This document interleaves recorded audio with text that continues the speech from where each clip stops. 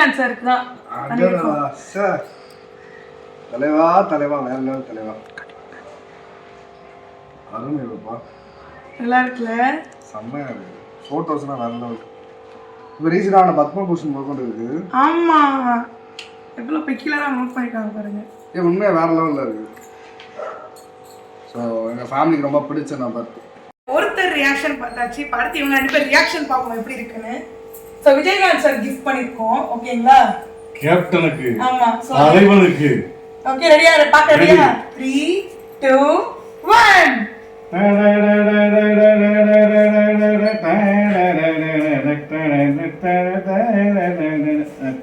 ஆஹா, அந்த வானத்தை போல மனம் படைச்ச மன்னவனே. அருமை அருமை. இப்போ கரண்ட்ல இருக்க போட்டோஸ். அப்புறம் அவருக்காகவே நான் இந்த காஸ்டியூம்ல இன்னைக்கு அவங்க இல்லத்துக்கு போறேன் அண்ணியை பார்க்க. புரட்சி கலைஞர் கேப்டனுக்கும் கிரிக்கெட் கேப்டனுக்கும் ஒரே ஒரு வித்தியாசம் தான். மேட்ச்ல இருந்தா கிரிக்கெட் கேப்டன், மக்கள் மூச்சுல இருந்தா புரட்சி கலைஞர் கேப்டன். Super super.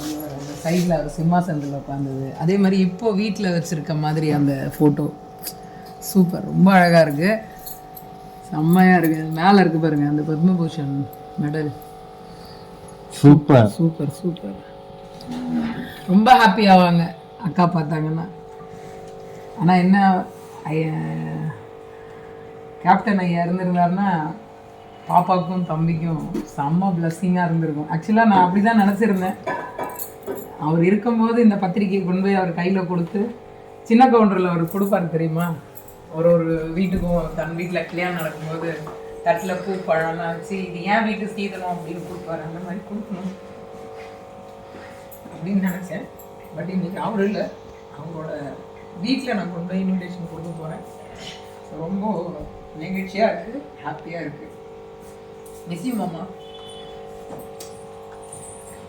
சோ அவங்க ரியாக்ஷன் எப்படி இருக்குன்னு பாப்போம். நம்ம வந்து கண்டிப்பா பிரேமலதா ரொம்ப ஹாப்பியா அவங்களோட ரியாக்ஷன் எப்படி இருக்குன்னு நம்ம பார்க்கலாம்.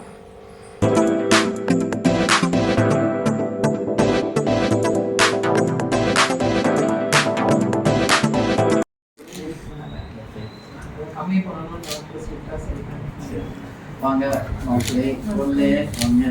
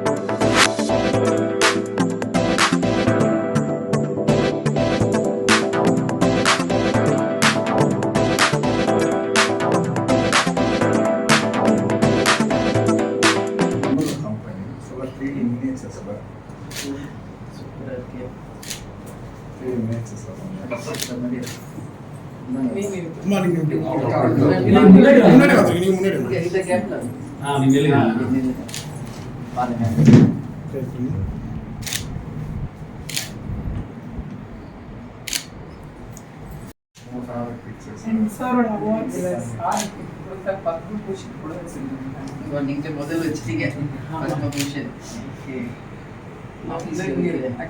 கேப்டன் ரூம்ல நான் வைக்கிறேன். அவங்க லேட்டா கொடுத்துட்டாங்க. சோ ஃபர்ஸ்ட் பத்மபூஷன் உங்ககிட்ட இருந்ததா? அண்ட் இந்த செட் ஃபுல்லாமே அண்ணாங்கல இருக்க காலேஜ். ஆமா கண்டிப்பா நான் காமிக்கிற பசங்க கிட்ட அந்த ரூம்ல வைக்கிறேன் கேப்டன். அண்ணாங்க ரெண்டு பேருக்கு ரொம்ப ஸ்பெஷல் மேம். ஏன்னா பெரிய நான் வந்து டாடி ஹெல்த் ஒரு மாதிரி ரொம்ப டைம்ல வந்து அண்ணா தான் எனக்கு ஃபர்ஸ்ட் மெசேஜ் பண்ணாங்க. அப்பாவை ரொம்ப பார்த்துக்கோங்க, ஏன்னா ரொம்ப காப்பாற்ற வேண்டிய டைம், ஏன்னா அவரோட பெயின் எனக்கு என்னன்னு விஜயன் நான் சொன்னாங்க. அந்த வார்த்தை எனக்கு இன்னும் காதில் அவர் அமிச்ச இமோஷன் வந்து ரொம்ப கனெக்ட் ஆகிடுச்சுனால டேரக்டர் சொன்னேன், அடி நான் ஃபர்ஸ்ட் அண்ணாங்க அக்கா ஆன்டிக்கு சாருக்கு வைக்கணும் கண்டிப்பாக, ஏன்னா என்னோட வகையான ஹெல்ப் பண்ணாலும் கேளுங்க, நாங்க பண்றோம் அப்படின்னு நாங்க ப்ரேயர் மட்டும் போட்டு நல்ல ஹாப்பியா நல்ல அண்டர்ஸ்டாண்டிங்கோட 10 பேரும் கண்டிப்பா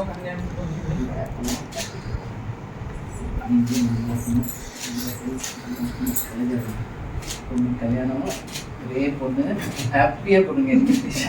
நல்ல கண்டிப்பா நீங்க வந்து சென்னை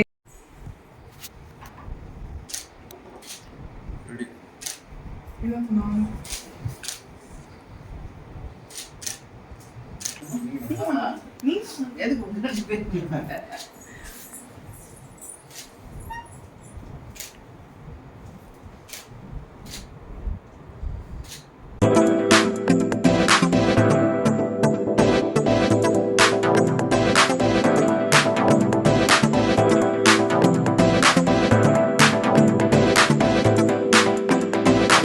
பண்றாரு அப்படின்னா அவர் சொல்ற இதை வச்சு பல குடும்பங்கள் வாங்குதான் சந்தோஷம், அவ்வளவுதான் சொல்லுவேன், வேற ஒண்ணுமே சொல்ல மாட்டேன். 7வது நாளுங்க, இன்னைக்கு 10,000 ஜனம் வருதுன்னா இது என்ன நம்ம சொல்றது? யோசிச்சு பாருங்க.